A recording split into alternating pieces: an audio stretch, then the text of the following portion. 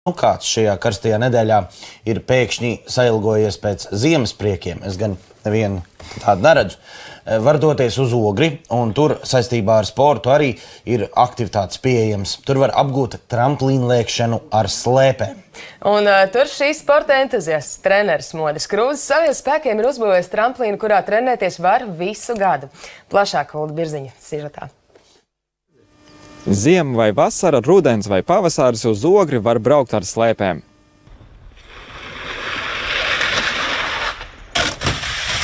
Neceļamies augšā, sēžam līdz galam un viena ātra kustība.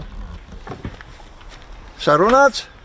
Modris Krūze, kādreiz sportists, tagad treneris, tramplīnu lēkšanas entuziasts, savā privāta īpašumā uzcēlis 5, 10 un 15 metru tramplīnus, kur jaunajai paudzei apgūt iemaņu šajā sporta veidā. Biju nolēmis, ka Latvijā vajag atjaunot šo sporta veidu. Te mēs cīnāmies manā, kā teikt, abūs gabalā. Te bija, principā līdzena vieta, ja? Daudz darba te ir ieguldīts. Rakta, bedret, restekādas celtas un, kā redzat, arī mākslīgais segums ir. Līdz ar to mēs varam arī vasarā nodarboties ar šo sporta veidu. Šī ir vienīgā vieta Latvijā, kur iespējams trenēties lēkšanā ar slēpēm no tramplīna. Lai sasniegtu labus rezultātus, jāmācās daudzi gadi, jo sporta veids ir sarežģīts. Regulārie treniņi sākas ar kārtīgu iesildīšanos, pasportošanu, un tikai tad bērni tiek laisti uz tramplīna. Cits atnāk viņam ātri, kā teikt, viņš apgūst tos pamata elementus, citam tur iet ilgāk, bet 6 gadi tas būtu tāds vēlamākais vecums, kad varētu nākt darboties. 50 gados var nākt vai pavēl?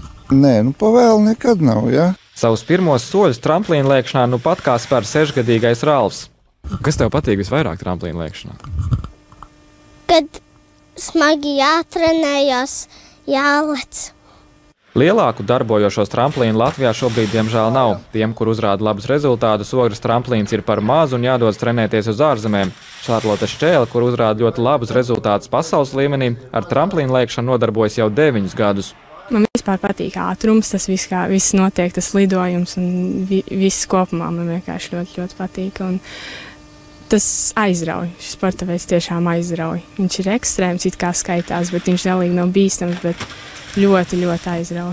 Adrenalīns ir, jā? Jū, tiešām tas netrūkst. Tas ir mīts, ka tramplīna lēkšana ir ļoti traumatisks sporta veids. Viena lielākas iespējas satraumēties ir nodarbojoties ar slalomu.